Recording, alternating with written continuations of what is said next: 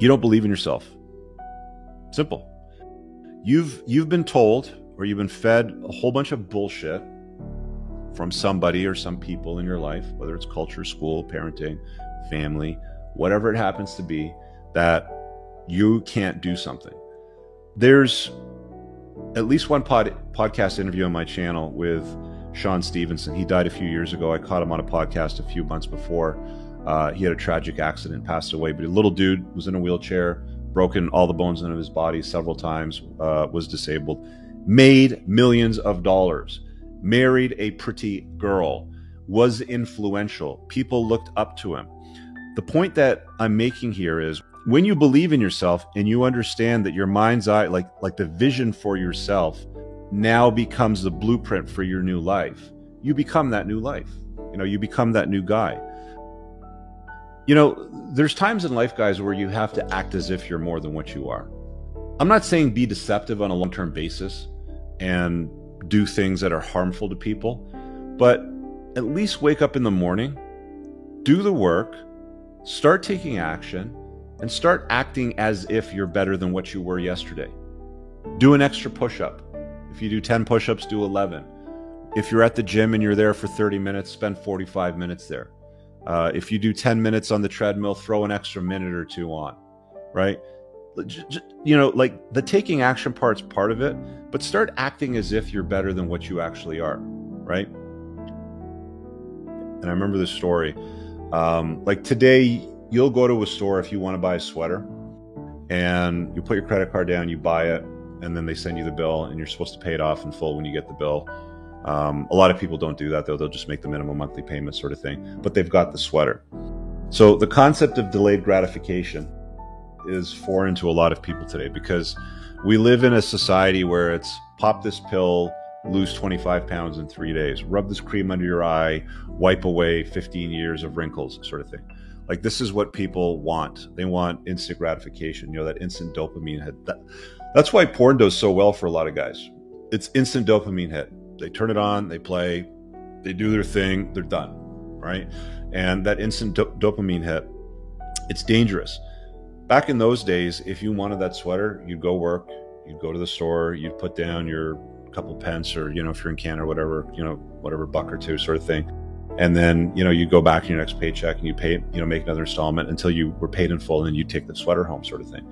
They don't do that anymore. And marketers figured out a way to basically manufacture money out of thin air and give people stuff immediately to sort of like cater to that instant gratification and, things along those lines. And every piece of technology today, including financial instruments, is engineered to make sure that you feel a positive rush, a dopamine rush, a hit, right? That, that neurotransmitter hit that makes you feel good, right? I remember a buddy of mine, he would tell me that whenever he felt down, he would go shopping and he would buy new clothes to feel good. And that didn't change that he had shitty game with women, and women didn't want to be with him on a long-term basis. That didn't change the fact that he was fat in the clothes, and even though they were nice clothes and they look like nice clothes, he didn't look good in them. It didn't change any of those facts. But the dopamine hit when he went to the store and he walked out, from the store with a new bag in his hand, wearing it, to the office, to whatever event, we happened to go to. And he thought that he looked better than he did before, right? Delayed gratification is an important thing. And I would do these exercises even at 13 years old. I'm close to 50 now. I've been working out for that period of time. And, people, I see it sometimes in the comments of the videos, Rich, you look good, you're putting off aging sort of stuff. Like, you look better than most 20-year-olds sort of stuff. Yeah, because I've put in the time, I've put in the reps, delayed gratification, right? And I'm doing the best that I can for myself so I can live in a happy, healthy body and live a great life. But that's ingrained in my DNA, and most people don't have that. They don't understand you have to put in the time. They're either lazy, stupid, or maybe even arrogant, to be honest with you. And that's why, they're generally poor, is because they don't want to do the work. They don't know how to do the work, which doesn't make any sense to me, because the resources are there. You can get the information, you can go find it, or they just don't feel like they don't need to because they're arrogant. Newsflash, we're all going to die, okay? What happens after we die, we don't know. Who cares? It doesn't matter. That's not up for debate right now. But what's factual and true is we're all going to die. So why would you spend time right now working, with the goal of making $100 a day when your goal should be much bigger? When you raise your standards and when you hold yourself to a higher minimum line, like in the sand, if you will, again, raising your standards. So when you raise your standards, then you're going to do better. And there's going to be people that you're going to have to leave behind. I mean, there's probably a lot of people around you that are okay with making $100 a day. And if you set a goal of making $1,000 a day, then you're not going to be hanging out with a $100 a day crowd or the $50 a day crowd, right? That's why I'm saying, I want you to think bigger. This is very, very simple for me to explain. This is very, very simple. It should be simple for you to understand. Stop taking advice or criticism from people that you wouldn't trade places with. Straight up. Somebody, you can only take somebody as far as you've come yourself, okay? I've been training at the dojo for a year and a half now, doing boxing.